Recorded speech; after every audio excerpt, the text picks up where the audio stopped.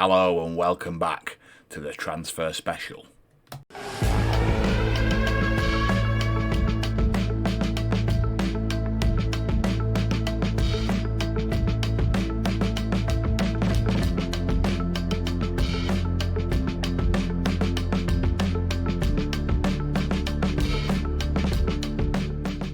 Hello everybody and welcome back to the evolution of Everton. Thank you so much for the support and love you showed on the first video. Really appreciate it. We're currently at 195 subscribers, so we're currently on a journey to 200. If we can get past that to get to 1,000, that'd be amazing. It'd be superb. But right now, 5 more gets us to 200, which would be amazing. As promised, we're back for the first game against Newcastle, which we will get into in a minute. And as you can see, we've had a fairly decent pre-season, no losses. In fairness, we've probably not played anybody you'd expect us to lose to. But I'm not particularly blown away.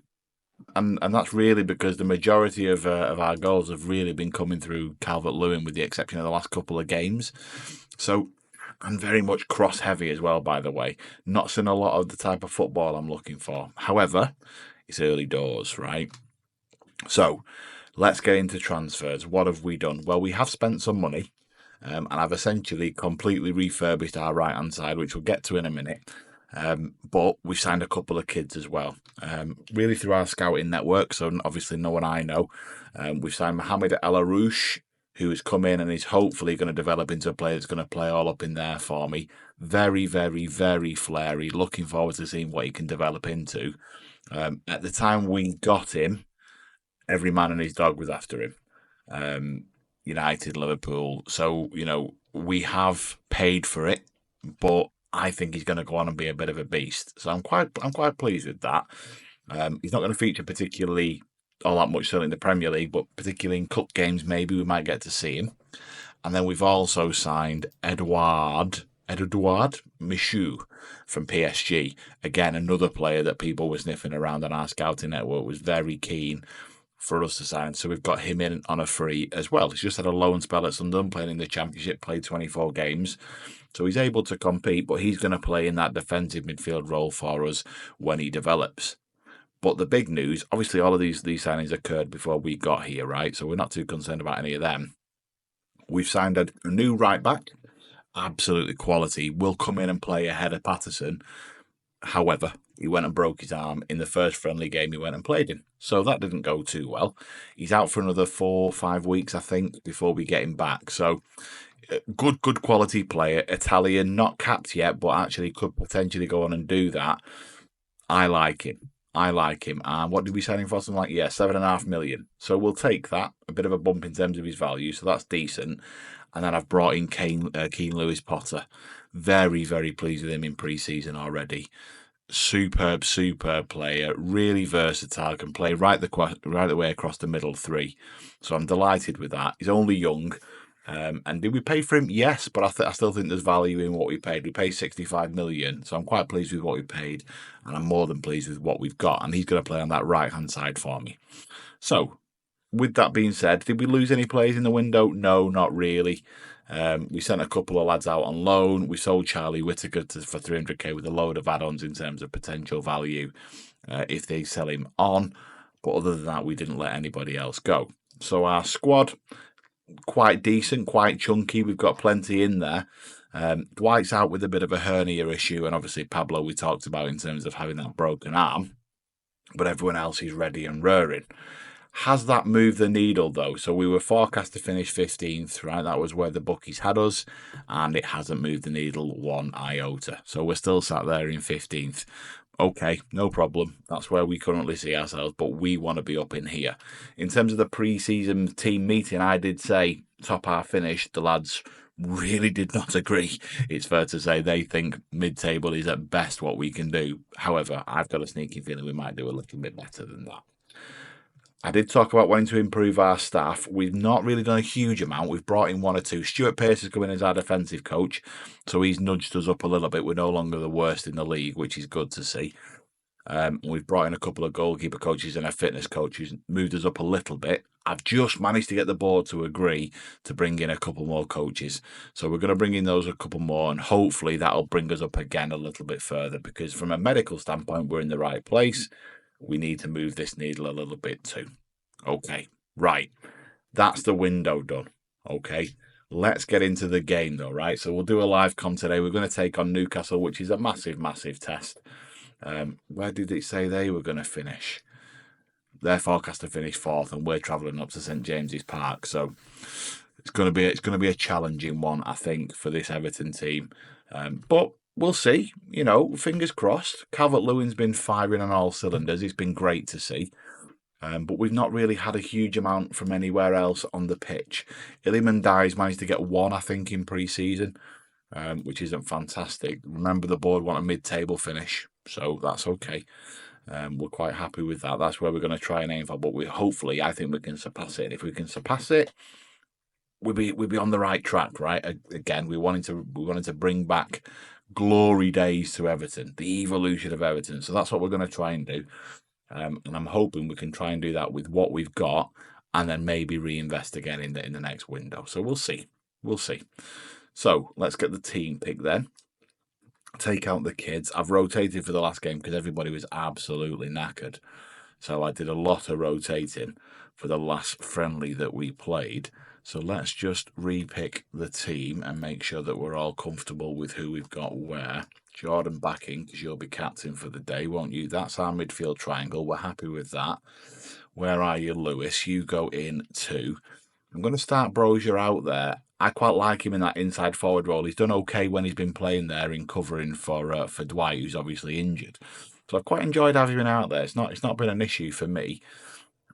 Michael Keane, you can take Jake's position there. No problem with that. Zhao, you're not going to be in this matchday squad. Neither are you, Seamus. Neither are you, Eduard. Neither are you, Mohammed. Jack, you will be. Jake, you won't be. So let's just make sure we're comfy with that. So, starting lineup then. Jordan Pickford, Patterson at right back, Mikolenko at left back, Braithwaite and Tarkowski centre halves, Guy and Garner in those 2 pivotal roles at the centre of the park, Iliman Dye, Brozier, Lewis Potter, Calvert-Lewin up top. Quite comfortable with that. We've got coverage right the way across the park in terms of being on the bench, so we're happy with that too. Right. Let's get into it. I think, you know, from a position that we're in, we're going to be balanced. We'll try and just see out the first half and see where we sit against Newcastle. Maybe just test the waters a little bit. But other than that, would I take a draw now? Yes, I would. I would take a draw right now. And that's not being defeatist. It's about knowing our levels, right? Knowing our levels. Okay, look, see, these are Ian Wone's already talking about causing an upset. So that's fine. We're not talking about the fans. We're definitely not doing that. We're the underdogs today. Going to cause a few surprises. We'll say that, and we'll see what we can get out of the lads. Everyone's composed. Everyone's nice and chilled. That's what you like to see in the dressing room. Jack, how are you doing? How am I feeling about making my managerial debut? I'm ready to get going. There you go. We'll same old questions. We'll as long as my score lasts, Jack. Yes, I'm hopeful for a performance. Yes, I absolutely am. Okay. A familiar Newcastle side. Trippier on the right-hand side there. Dan Burn, massive centre-half, playing left-back as well. So let's see how we can fare against him. Keane has got a job on his hands. Let's get into it, though. Let's get into it. So while that kicks through, obviously we've had the news over the last few days about FM25 being cancelled. I did make a video about it. About 8:30 on Monday when it was announced. Whenever was it Monday? I can't remember what it was now. 8:30 on the day it was announced. Whenever it was, I'm not too disappointed. I'm genuinely not. I like this game. I've been very clear about that. Oh, he's given a penalty there. He's bit early, hasn't he?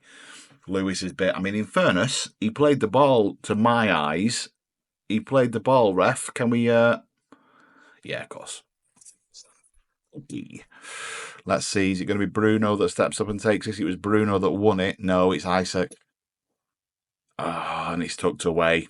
Pickford goes the right way, but it's not enough. Isak. Alexander Isak. I think he's what we call him. He's fantastic.